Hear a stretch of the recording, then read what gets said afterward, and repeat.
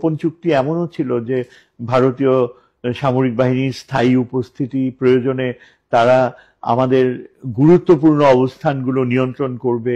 25 mile Siliguri corridor, দক্ষিণে ফেনী নদীর কাছের অংশ, যেখান থেকে ত্রিপুরাতে যেতে হলে শর্টেস্ট পয়েন্ট, এইসব জায়গাতে যে ভারতীয় সামরিক উপস্থিতি থাকবে, এ ধরনের চুক্তি কিন্তু সবচেয়ে সেন্সিটিভ, যেটা গোপন রাখা হয়েছিল।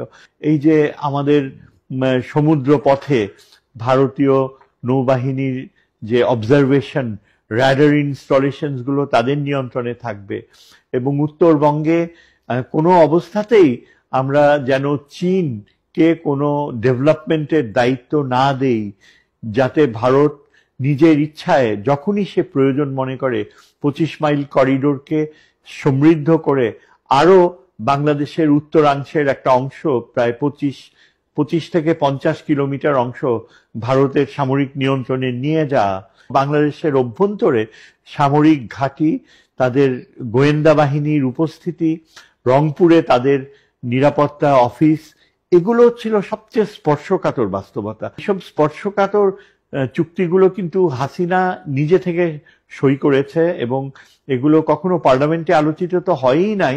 তার ক্যাবিনেট মেম্বারদের কয়জন জানতো তাও সন্দেহজনক।